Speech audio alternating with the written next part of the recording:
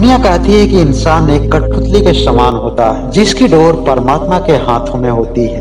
परमात्मा जिस तरह से चाहे, इंसान को उसी तरह से नाचना पड़ता है। इसीलिए तो क्षण भर में एक राजा रंक हो जाता है और एक रंक राजा बन जाता है। एक आदमी अपने जीवन में ऊपर उठने के लिए क्या क्या प्रयास नहीं करता है। वह अपने जीवन काल में न जाने कितने सपनों का महल बनाता है, लेकिन समय की आंधी में सपने के महल को टूटने में एक क्षण भी नहीं लगता है। केवल कर्म करना ही इंसान के हाथ में होता है।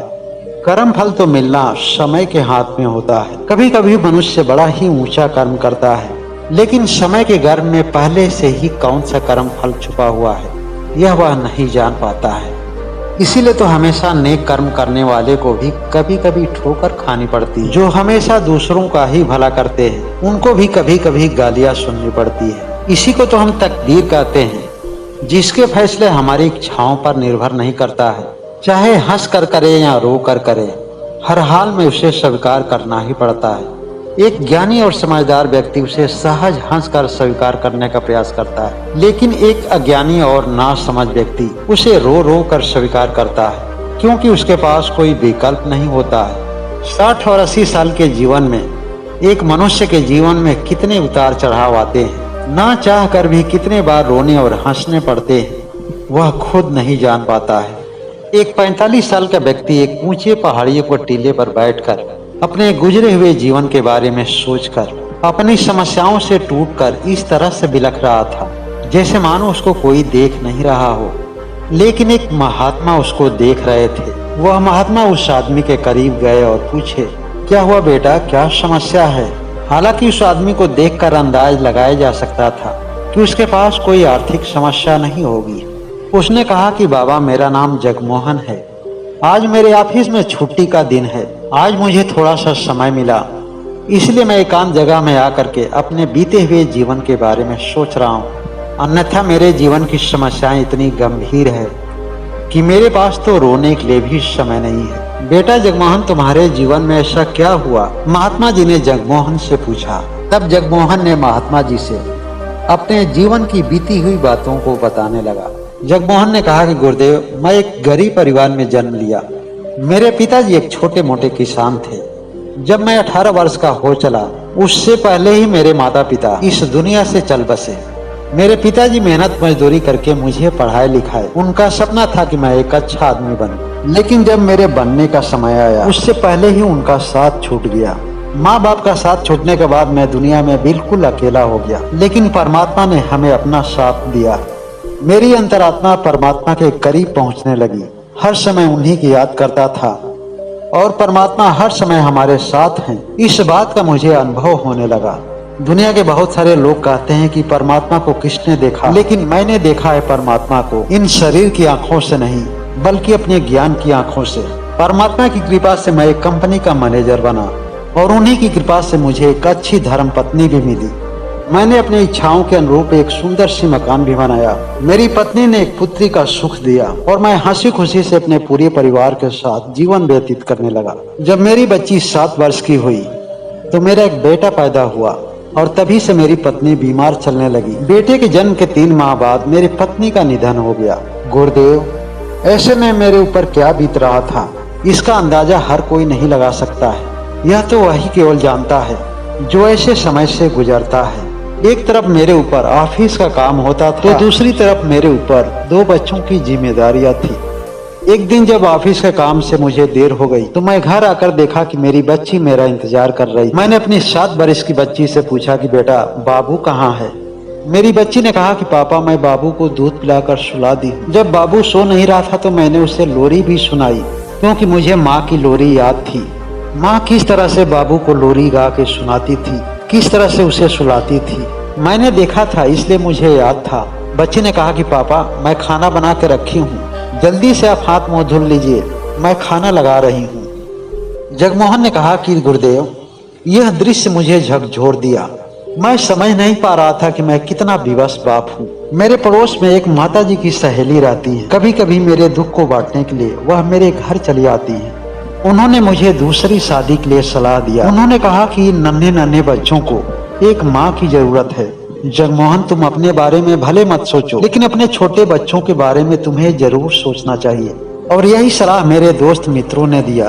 मैं अपना विचार सबके समक्ष रखा कि मुझे सौतेली माँ पर बिल्कुल ही भरोसा नहीं है, क्योंकि इस आज के समाज को मैं ठीक तरह से समझ रहा हूँ। लेकिन मेरे बगल में रहने वाली चाची जी ने कहा कि मेरी एक भतीजी है, सीधी सादी है, सुंदर है और बहुत ही शरीफ है, तुम कहो तो बात करके उससे मैं शादी करा दूं। मैं बड़े ही संकोच में था और अपना निर्णय उन लोगों पर छोड़ दिया। मेरी शादी हुई और मेरे घर पर दूसरी पत्नी आई। मेरी बच्ची अपनी नई माँ को देखकर बड़ी खुश हुई। वह प्यार से दौड़े दौड़े अपनी नई माँ के पास गई, लेकिन पहले ही दिन उसे अपने नई माँ से डांट सुननी पड़ी। ऐन मौके पर ही मैं पहुँच गया और यह देख करके मुझे बहुत ही दुख हुआ। जब मेरी बच्ची पढ़ती है तो उसे उठाकर कोई न कोई घरेलू काम दे देती है, कभी बर्तन धोना तो कभी झाड़ू पोछा करना। जब मैं अपने पत्नी को कुछ समझाना चाहता हूँ तो वह उल्टा ही मुझे कुछ सुनाने लगती है और हमसे रूठ भी जाती है। गुरुदेव, मेरे सामने में यह सब कुछ मेरे लिए आसानी है, लेकिन 4 दिन पहले की घटना है। मेरी बच्ची मेरे छोटे से मुन्ने बाबू को कुएं पर एक टब में बैठा करके नहला रही थी। तभी उसकी माँ आई और उसे बर्तन धुलने के लिए घर भेज दिया। कहा कि तुम्हारा बाबू बाद में भी नहा लेगा। जब थोड़े समय बाद वह बच्ची लौटकर उस कुएं के पास आई तो मेरा छोटा सा बाबू उस कुएं में गिरकर मर गया था। जब मैं अपनी पत्नी को कुछ डांटना चाहा तो उसने मेरी बच्ची पर ही इल्जाम लगा दिया कि इसकी गलती की वजह से यह बच्चा मरा है। मेरी पत्नी ने कहा कि यह बच्ची नहीं चाहती है कि मैं इस घर में रहूं। आज मेरे मुन्ने को मरे हुए 4 दिन हो गया। मेरी बच्ची खाती पीती नहीं है। जिस टेडी बियर से मेरा बच्चा खेलता था उसी को लेकर के अपने गोद में सोती है और अपनी माँ की फोटो के सामने खड़ी होकर रोती है और कहती है कि माँ मुझे भी अपने पास बुला लो। जब मैंने अपने बच्ची को ऐसे कहते हुए सुना तो मेरे आंखों से आंसू रुक नहीं सके। मैंने अपने बच्ची से कहा, बेटा तुम्हारे पापा का कौन ख्याल रखेगा। यह सुन करके मेरी बच्ची मेरे गले से लिपट कर रोने लगी। आज मुझे थोड़ा सा मौका मिला तो यही अपने जीवन के बारे में मैं सोच रहा हूँ कि आज तक मैंने किसी का कुछ बिगाड़ा नहीं, हमेशा किसी दूसरे का कुछ भला ही किया। फिर परमात्मा मेरे साथ इतना बुरा क्यों कर रहा है। जब मैंने अपने जीवन में कुछ गलत किसी के साथ किया ही नहीं तो मेरे साथ इतना गलत क्यों हो रहा है। तब महात्मा जी उसे समझाते हुए कहते हैं, बेटा जहाँ तक तुम जानते हो कि तुम किसी के साथ कुछ गलत नहीं कर रहे हो, तुम अपने वर्तमान जीवन को देख करके दुखी हो रहे हो, लेकिन शायद तुम्हें याद नहीं है कि तुम्हारे साथ तुम्हारा प्रारब्ध भी है। प्रारब्ध का अधिकांश हिस्सा मनुष्य को याद नहीं रहता है, क्योंकि एक सामान्य मनुष्य के ज्ञान से यह परे होता है। पिछले अनेक जन्मों में तुमने कौन कौन सा कर्म किया है, किसके साथ कितना बुरा किया है। अगर तुम्हें यह बात याद होती तो आज तुम इतना दुखित नहीं होते। जो तुमने कर्म का बीज बोए हो वही फसल काट रहे हो सकता है कि यह फसल आधी अधूरी ही हो और भी फसल तुम्हें काटना बाकी होगा। तुम्हें परमात्मा को धन्यवाद करना चाहिए। हो सकता है कि इससे भी बड़े दुख तुम्हारे जीवन में आ सकते थे। हो सकता है कि तुम्हारे दुख का कुछ हिस्सा ईश्वर ने बांट लिया हो। तुमने अपने जीवन में ऐसे भी लोगों को देखा होगा, हंसते हुए मुस्कुराते हुए लोगों के सामने कुछ ऐसे गम आ जाते हैं कि उनकी हंसी और मुस्कुराहट अचानक रुक सा जाती है। प्रकृति को मालूम होती है, नियति को पता होता है कि जो ज्यादा खुशहाल होता है वो सकारात्मकता अधिक होती है।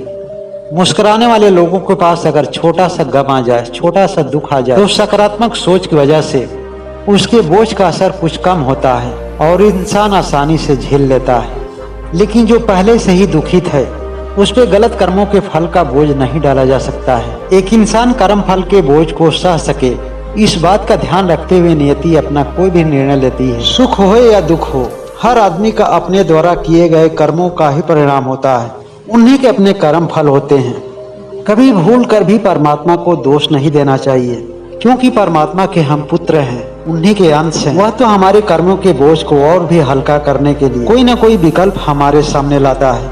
हमारे बुरे कर्मों में उसकी सहभागिता होती है। महात्मा उस आदमी को समझाते हुए कहते हैं कि बेटा जब समय बहुत नाजुक हो तो आदमी को बड़ा ही धैर्य से काम लेना चाहिए।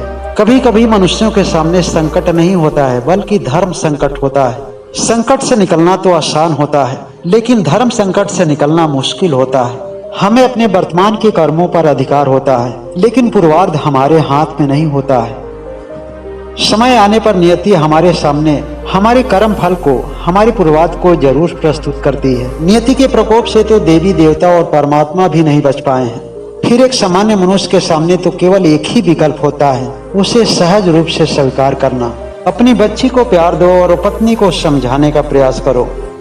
तुम्हारी पत्नी को पता नहीं है कि नासमझी में वह अपने हाथों से ही अपनी किस्मत खराब कर रही है। उसका कुछ कर्म रहा होगा, कुछ किस्मत रही होगी। जो तुम्हारे घर का सुख उसे नसीब था, उसे तो तुम्हारे बच्चों के द्वारा अपनी किस्मत सुधारने का परमात्मा ने उसे मौका दिया था। अगर अब से भी वह अपना कर्म सुधार ले तब भी कुछ सही था। फिर भी अब तक जो उसने कर्म किया है उसके कर्म फल से कोई बचा नहीं सकता है, ना ही इंसान और ना ही भगवान। दोस्तों, यह ज्ञानवर्धक कहानी हमें सीख देती है आदमी के जीवन में जो भी उसके समक्ष आ रहा है, सुख हो या दुख हो, उसे सहज भाव से स्वीकार करते हुए एक ऐसा कर्म करने का प्रयास करना चाहिए जिससे भले ही उसके वर्तमान जीवन में सुख न मिल सके, भले ही उसके वर्तमान जीवन के लिए कष्टदायक हो, लेकिन उससे दूसरे का भला जरूर हो रहा हो। ज्ञानियों ने कहा है कि परहित कर्म से बड़ा कोई धर्म नहीं है। यह बातें अगर आप लोगों को समझ में आ गई हो तो यह ज्ञानवर्धक वीडियो और लोगों तक शेयर जरूर करें। वीडियो को लाइक करें और जो लोग अभी तक इस चैनल पर नए हैं, इस चैनल को सब्सक्राइब नहीं किए हैं, इस चैनल को सब्सक्राइब करते हुए बेल आइकन की घंटी को जरूर दबा लें। आप सभी लोग स्वस्थ रहें, मस्त रहें और हमेशा अच्छे कर्मों के लिए प्रयासरत रहें। पूरी वीडियो को वॉच करने के लिए आप सभी को बहुत बहुत धन्यवाद।